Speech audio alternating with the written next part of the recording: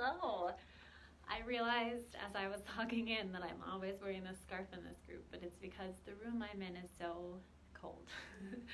But anyway, I want to welcome you to the very first Love Your Body series. Joe, my husband, told me that body love sounds like something a little more sexy than I was writing about. So this is the Love Your Body series, and I'm just so grateful to have you here with me, whether you're on live or watching the recording. So what we'll talk about today is the number one secret to weighing what you want and to achieving any goal. So this goal doesn't have to be related to weight loss, but I know that as women who think about wellness, as we all did in this group, and who want to transform the way that we talk to ourselves and that we think about our bodies and we think about health and fitness and all of it, I bet that there's a time in your life where you wanted to change the way you looked or weighed or mind, even if we've decided that we're not going to do those anymore. And then we'll talk through the 3-step process on how to set unshakable goals. And before we get to that point, we'll also talk about the 3 pitfalls that almost everyone who has ever tried to set a goal in their lives has encountered at one point or another. So first, everything I share with you, most everything, is also included in a guide that I made for my Strong Mama Breakthrough group, and I want to give that to you right away. So if you would like to download this guide, it's completely free. Just go to AllisonMendica.com/project light. And when you go there, you'll be able to see, if you scroll way down, you'll see the previous video that I did just talking about the main mistakes that we make when we try to lose weight or go on a diet or start a fitness program, like the main mistakes that we run into, and it all ties into this. And at the very bottom of that page, you'll find where you can download this free guide, which will help you tremendously if you take any of this to heart and if you want to apply it to your life, whether it's now or in the new year or 6 months from now.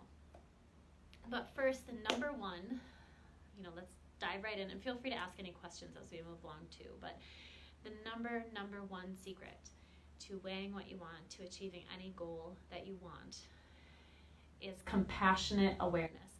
And I don't want this to be some fluffy, woo-woo, hard to apply training. I want this to be very practical, so we can talk through things that you can really start applying today instead of feeling like you have to wait until a Monday or a new year or a new month or something silly like that. So compassionate awareness it's the practice of noticing yourself, of witnessing your beliefs, your emotions, your triggers, your patterns, how you respond to the world, and the things that you think, the things that you hold to be true. And the hard part about this is usually when we start to observe ourselves more, we can think, oh my God, I'm such a mess, or I didn't know that I had such harsh beliefs, or we start judging ourselves and being hard on ourselves for being hard on yourself. And the reason I feel like this holds so true, at least for myself, I studied meditation. I went to grad school to study meditation, and I thought that I'd have this like blissed out, peaceful experience. Oh my gosh. Some people ask, the more you start to uncover the stuff that it gets harder before it gets easier. It feels like you kind of sink deeper into your own shit before you can rise out of it. That's why in a whole section, a whole week, get out of them. There's a saying, I think I learned it a long time ago in my yoga training, that what we resist persists.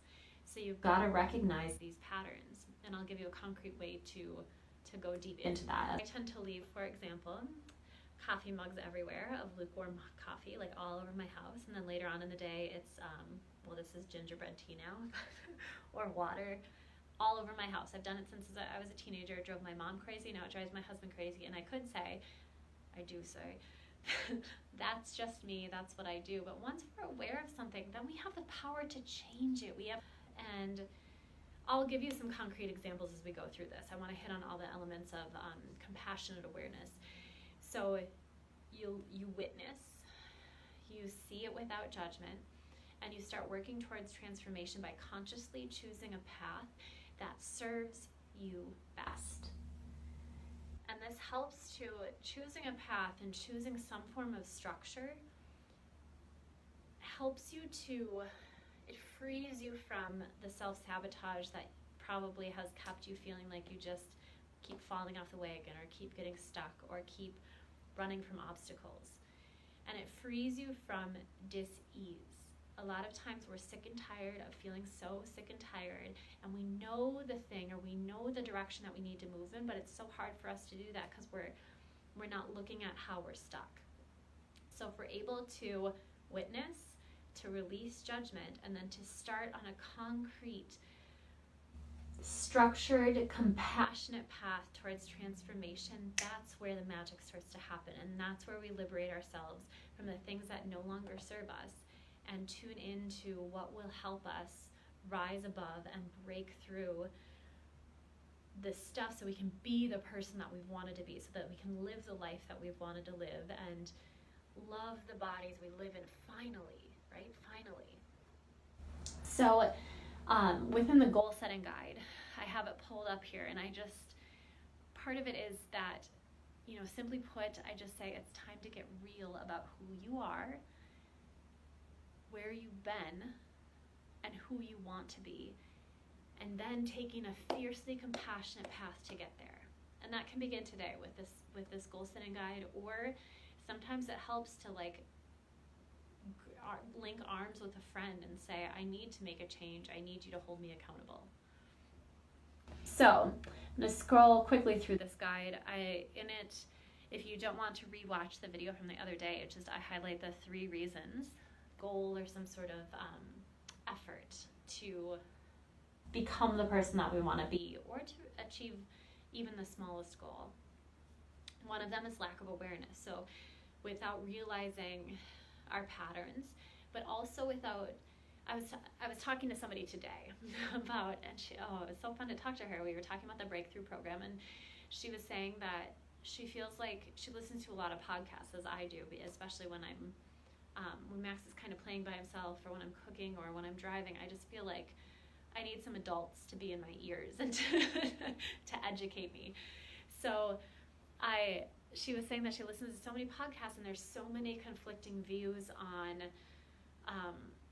or conflicting opinions on what we should be eating, how we should be working out, the way we should be living and resting or pushing, and from go hard to go home to listen to your body. There are all these different ways of doing and being, and I think the key thing to know is that some diets, there are many diets that work well for most bodies or for some bodies, and some workouts really will create a crazy transformation.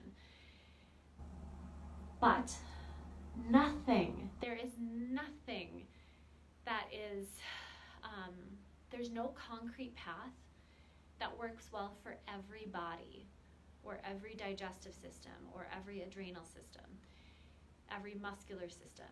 Everybody is so different, and because your patterns are different, the beliefs that you have about yourself and the beliefs I have about myself are different and have different hints and hues to them, tints and colors to them.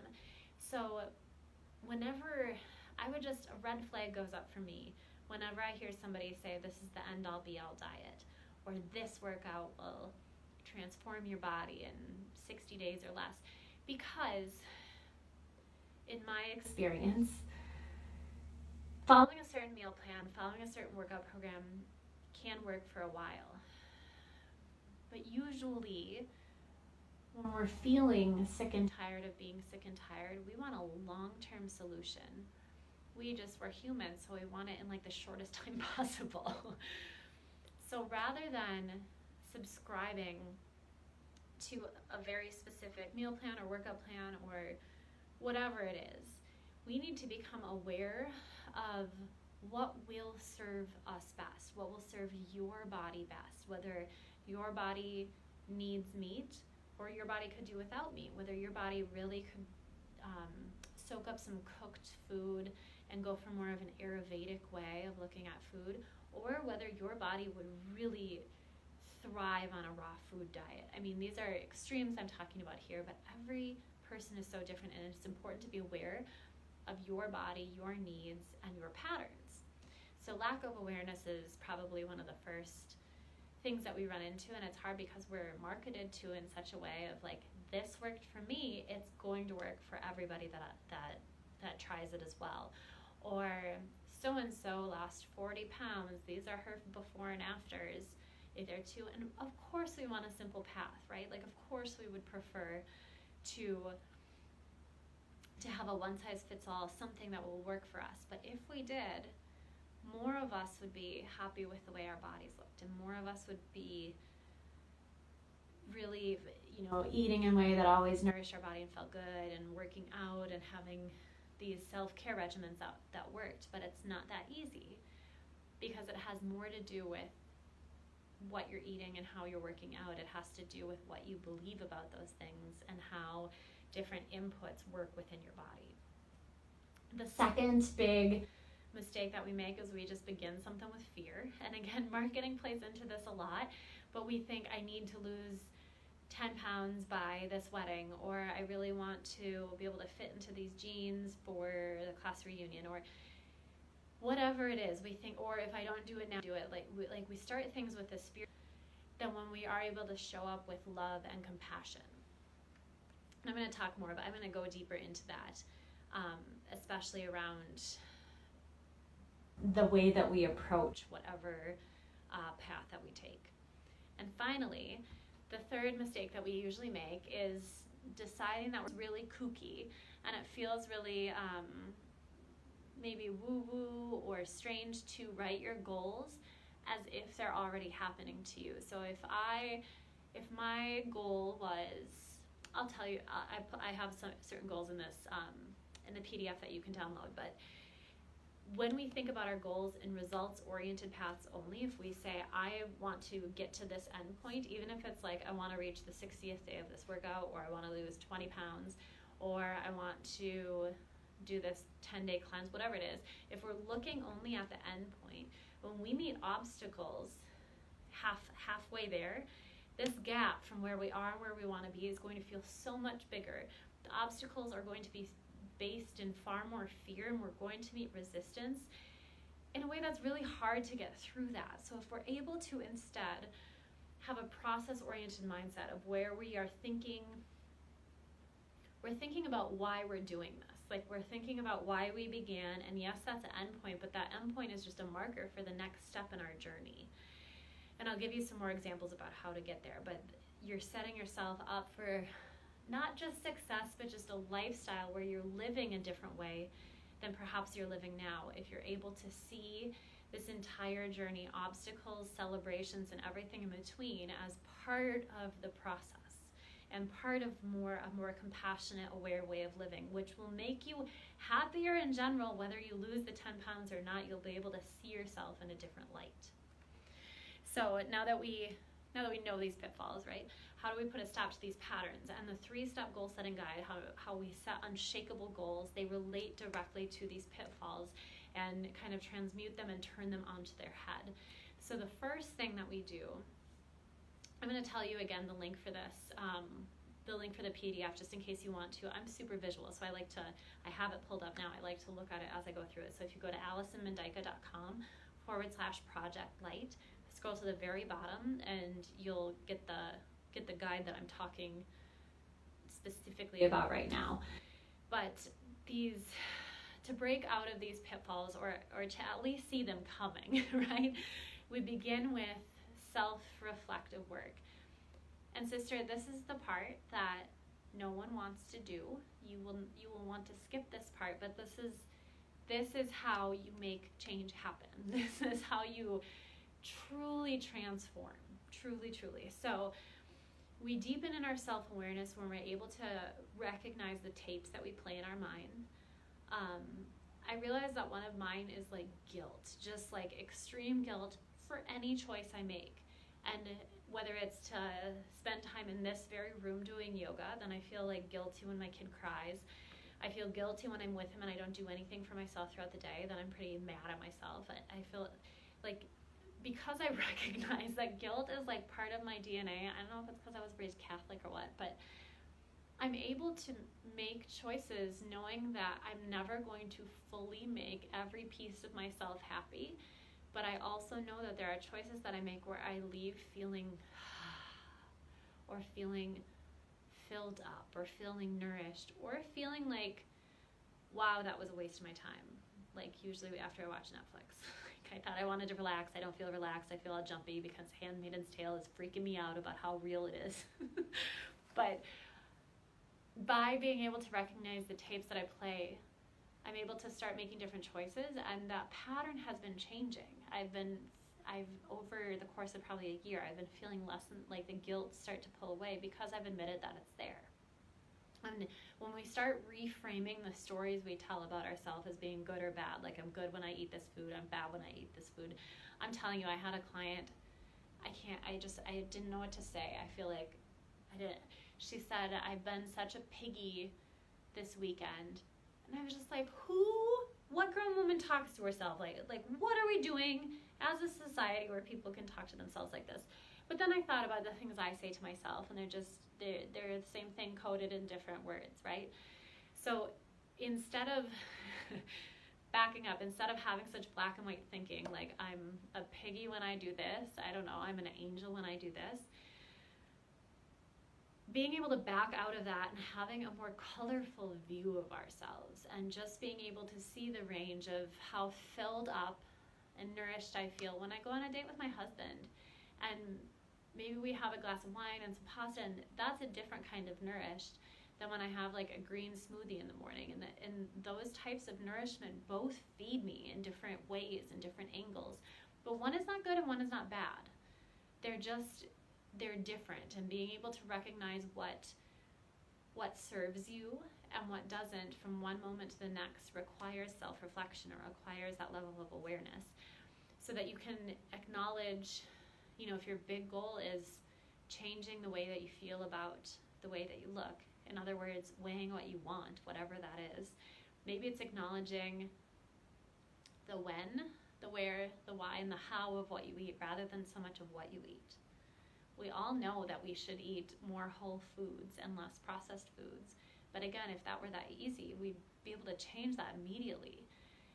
Instead, if we're able to recognize why we're choosing what we're choosing, and when our trigger points are, like when our stress points are, or if the trigger is that we're bored or sad or lonely or really happy, want to celebrate, like I deserve this, I hit this milestone in my work. Recognizing that none of those are bad things, but knowing that we can celebrate or feel into our feelings instead of numbing ourselves out in a different way will change not only what you weigh, but it will change the way that you look at yourself and look at your life. Secondly, after we start to do that self-reflective work, we want to choose love over fear. And again, this sounds so abstract, but what I mean by this is when we're able to gain clarity over the gap between where you are, where you would like to be, what I call the happiness gap, you're able to define why you want to make a change in your life, and more specifically, how you think you will feel when you get there. Like who you think you will be, what things you think will be relieved, what pressures you feel like will be lifted once you get to this end point. Because if you're able to define this, how you want to feel, who you want to be, how you want to be living, you can start cultivating some of that stuff before you even get there. And I think that's the point. That's the point of the next step too in the process-oriented behavior. But, as a concrete example, one of the examples that I give in the guide, which I'm just going to read, is, if you're able to define why you want to change the shape of your body, why those genes are so important to you, or why you feel like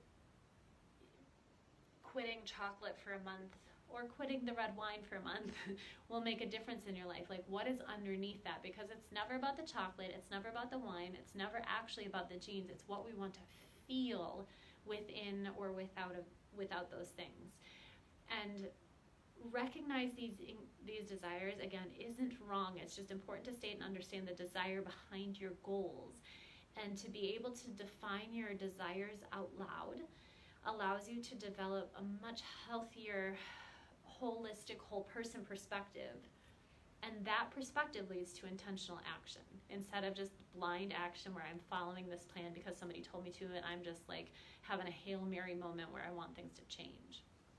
So the combination of clear desires, perspective, and then the intentional actions, it not only accelerates your results and speeds things up, but it also solidifies any transformation that you have. And isn't that what we want? We want quick results and we want them to last. But I think subconsciously in the back of our mind, we know that in order for things to last, we've got to go deep. And sometimes going deep doesn't mean speed.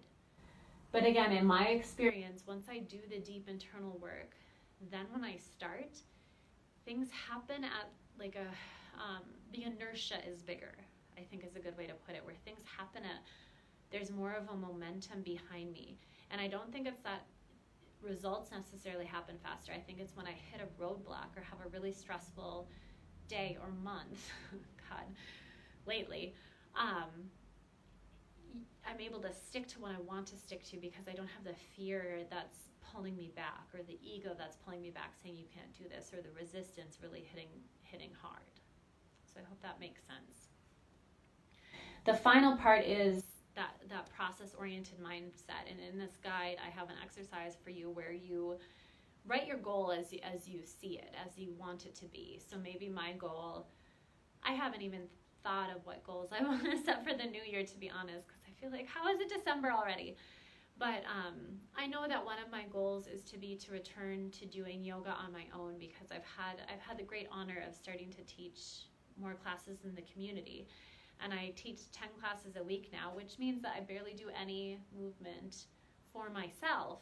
And I need to get back into that in order to feel really like whole and like a connected teacher. But let's say that one of my goals was to come upstairs 3 mornings a week and do yoga. In this exercise, I would write that goal as it is, but then I would reflect upon my evolving relationship with my self-care, evolving relationship with movement and exercise, and why I really wanted to do that. And the why behind that is I know I am a more patient mom.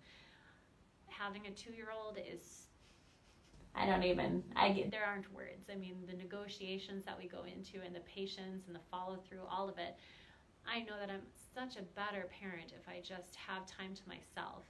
Because when I'm going out and teaching, I love that work, but I'm still showing up in a certain way. And I need to rein it back in and have something just for me that's really quiet. Really quiet, and where I just light some incense and just feel really at home. So in this exercise, what I would do then is write in the present tense, I make time for myself 3 mornings a week to have some silence and to do yoga. And then I would write why. And we go into that in this workshop as well. But I think if you allow all of the above to also be a journey, like not that you fill out this guide and this goal setting sheet and boom, things are done and you're fixed, to allow this entire process to unfold like a journey, you're able to have it just be so much juicier. Your life becomes a process that's just filled with intention, curiosity, honesty, messy action, and playful reflection. And that is, all of that woven together is compassionate awareness. So within this guide, I'm going to, I would love it if you saw this and you actually did the actions, but I'm going to give you kind of the cliff notes where we start out. The first step is that self-reflection. So we acknowledge our past. So if you think back, and if you're comfortable sharing this in the comments, I would love to hear from you. But if you think back over the past 5 years, and if that's too overwhelming, think maybe just over the past 3 years or in 2018. The goals that you've set for yourself related to your wellness will kind of hone in this goal setting thing to your wellness and your health. And thinking about those thinking about those goals, and then thinking about the reasons that you've set them for yourself. You know, is it because you had like a vacation coming up, or because you just felt really drained, or because you kept getting these signs that you needed more self-care in your life, or that you should sign up for a marathon? Like, what was the reasoning behind these goals? And then, again, this is the unsexy, take your hair down, get dirty stuff that that it's really hard to do, but that will make it worth it. You define in each of those goals if it was because you lacked self-awareness, because you had a storyline based in fear, or because you were so results-oriented. And going through, first defining your goals and why you set them, and then going through and discovering which of the 3 pitfalls really ring true for you, you're able to start to see a pattern, especially if you're able to go back a little bit in your life. And in that pattern, you start to look for, I have you circle the goals that you actually maintain, that you hit and maintain through today. You're able to see within that pattern if the pattern of fear or being so results oriented, like this is the endpoint that I need to get to, and if I don't, go hard or go home, then I fail. Or that you just lacked awareness, like, sure, maybe I'll try this, and if I just go keto for a while and track my carbs, please don't go keto. If you do any diet, just don't do keto, please. That could be a whole nother talk, but realizing that because you lacked awareness of how those things were actually feeling in your body, that way of eating or that exercise or something, being able to see the pattern of which pitfall you most frequently fall into and which one keeps you from hitting a goal and maintaining it, you're able to make a change from that point out. Like if you go no further in goal setting or in this in the goal setting guide, you're at least able to see, fear stops me over and over again, and that can make a tremendous difference. If you do have the gumption, the guts to keep going, the next step is to be here now, to choose love over fear. So to think about right now in this moment, if you were to close your eyes and take a breath, what goals would you like to set for yourself? And put this another way, sometimes goals has just like this trigger thing for you. If you could snap your fingers right now and have any goal just done, or you could have one thing changed about you, your wellness, your body, your mind-body connection, what would it be? And writing that down. And then the dirty work, writing down the desires behind those goals. And doing this in a free association writing, not censoring yourself, just letting yourself write without judgment, seeing what is going on in your mind, because oftentimes our mind kind of works just like not in a linear way, and when we can get things written on paper, we're able to see the process that's happening in our mind, and at least gain more awareness and be able to be more compassionate with ourselves when we start having other tapes show up.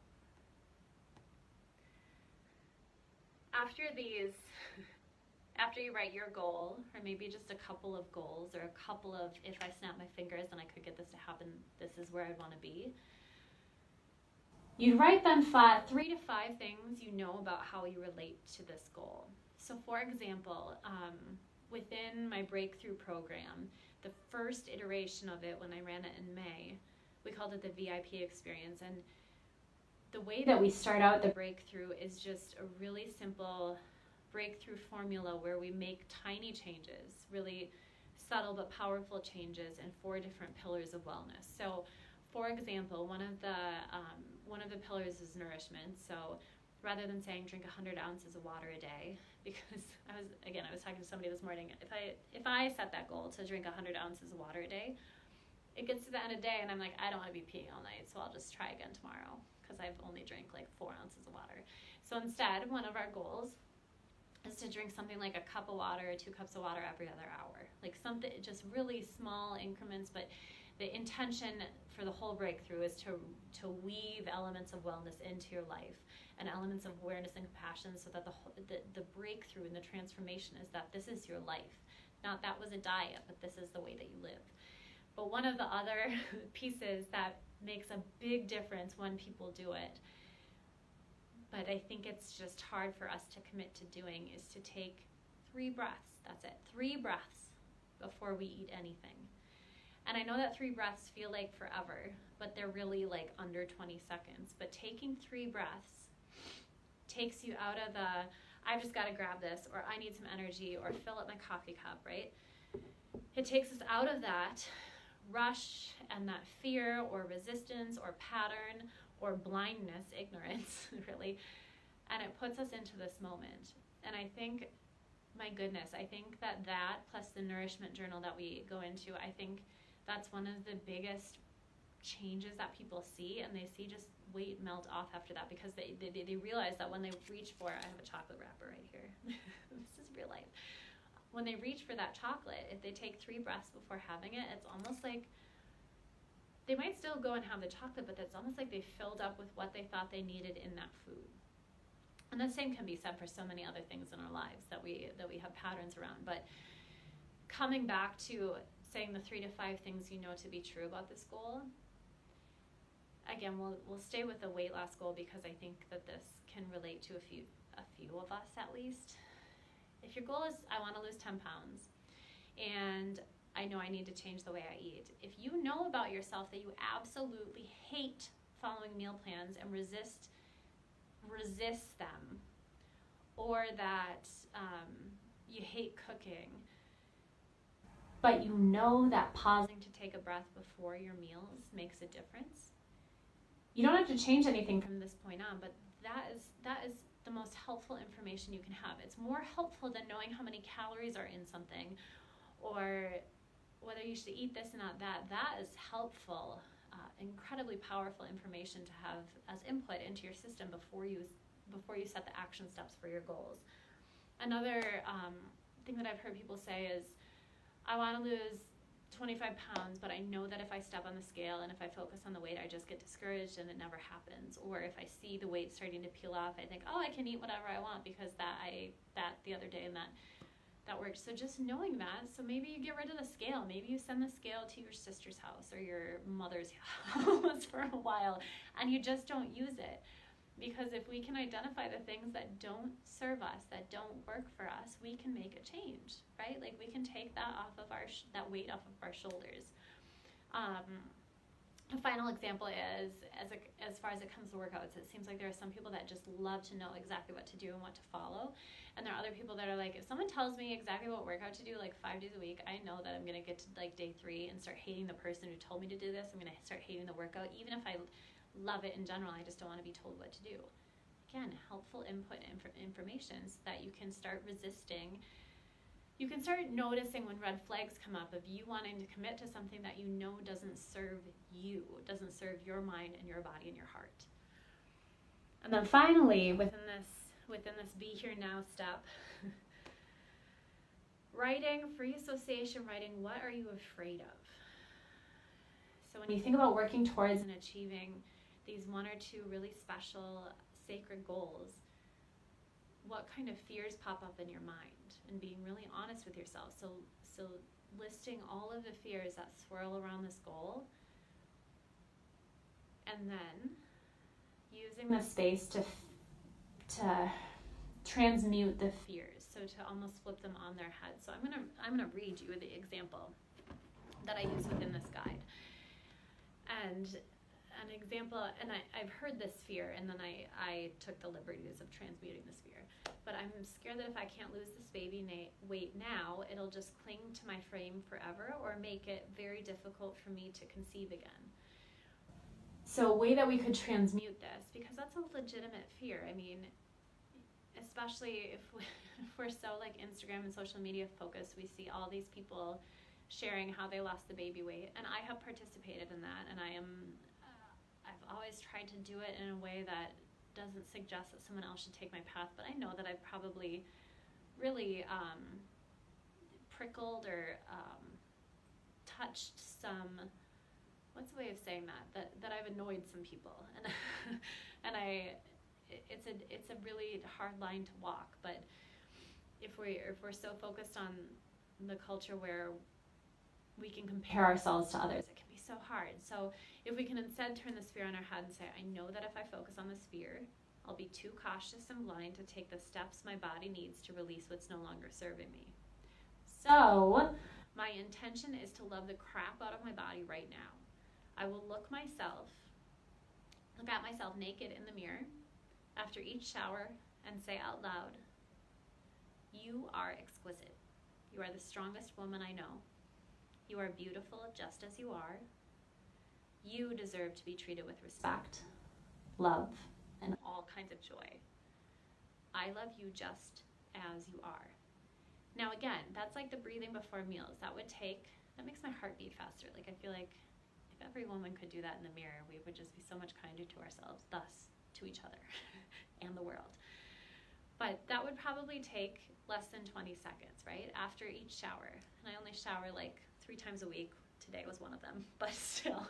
Or each time after we brush our teeth. Imagine if you could say that internally or say it out loud.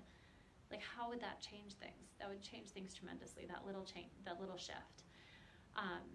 And then another way to transmute the fear is I'll also take the action steps necessary to close the gap between where I want to be and where I am. So to start to feel into where you want to be and who you think that is. Honoring my personal movement, nourishment, rest, and reflection intentions, those 4 pillars.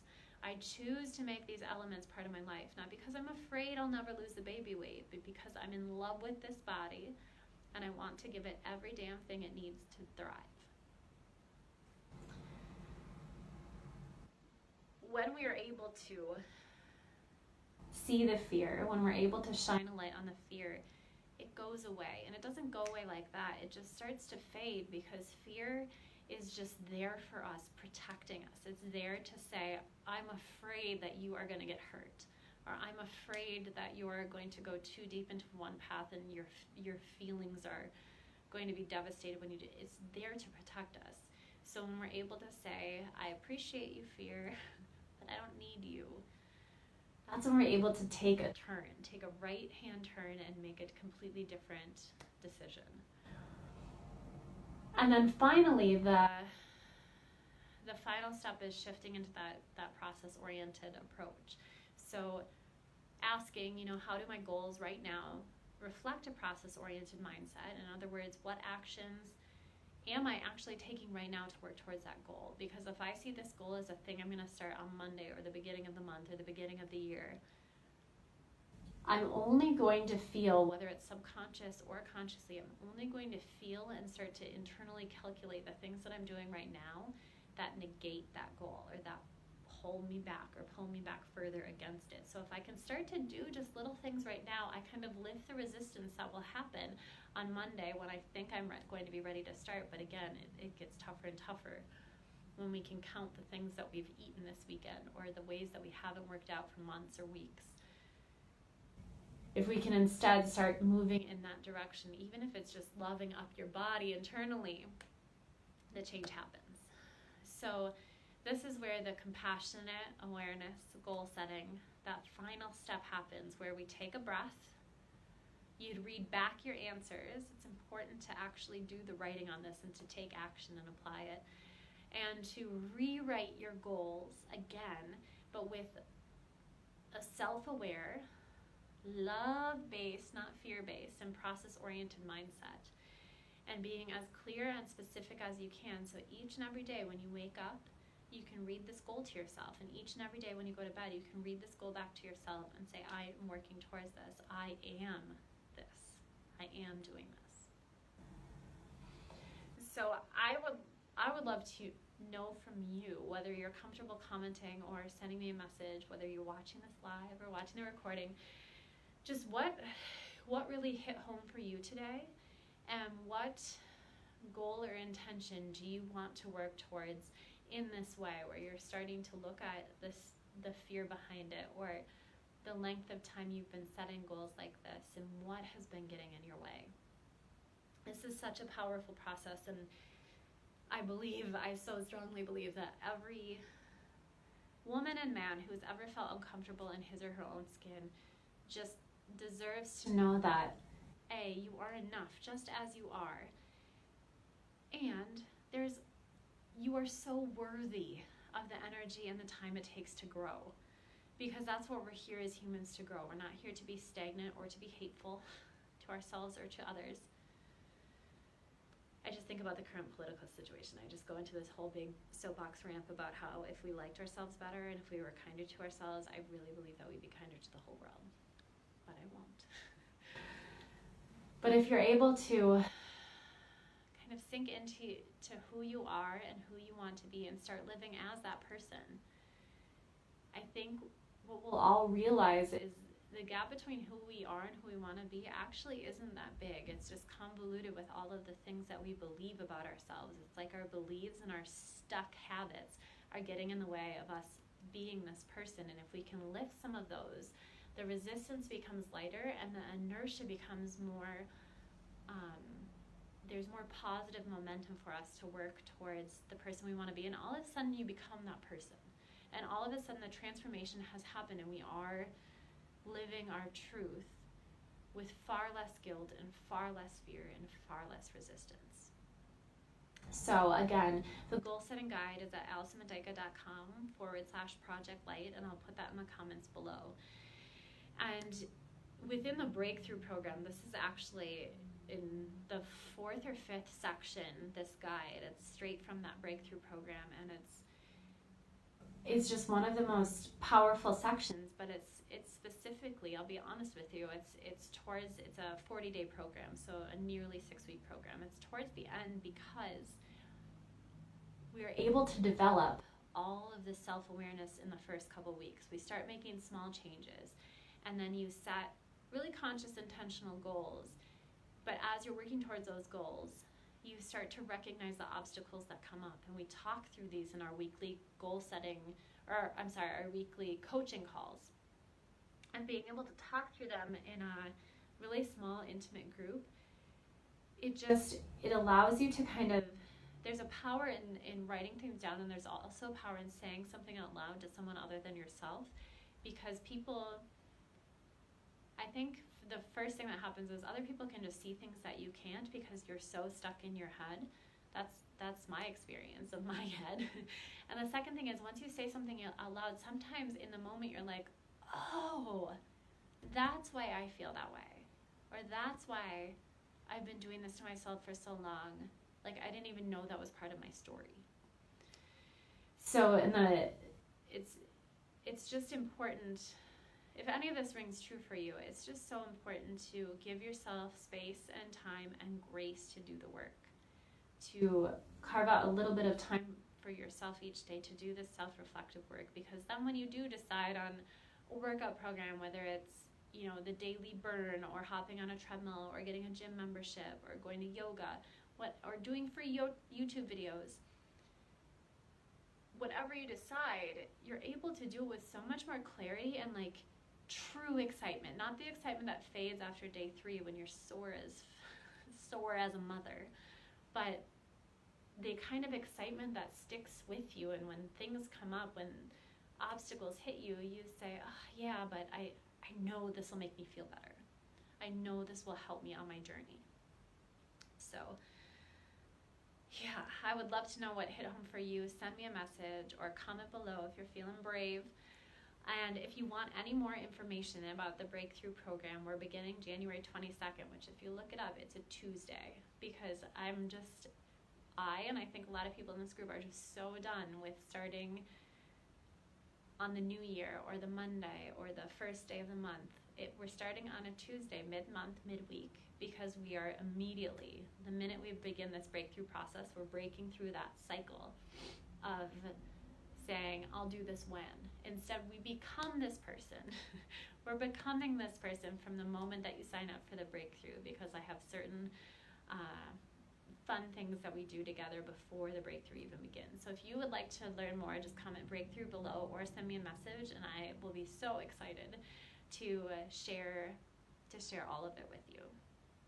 So registration opens up in just a couple weeks. So if you have any questions, anything that you would like to talk about next week, we're going to change this to the Love Your Body series instead of Body Love, per Joe's perhaps humorous observation, whatever. for Joe. But if you have anything that you'd like to talk about, we'll be back next week. We're going to continue this throughout December and January and February, and we'll see how this feels in the spring and maybe shift it up a little bit. But it was so nice to be here with you. I can't wait to hear from you and to hear how this goal setting works for you as you look towards the new year. So let's choose differently, friends. Let's choose compassion and awareness and real lasting transformation where we'll be able to become the women and men that we want to be. I'll talk to you again next week. Bye. It's always such a project hitting the finish button.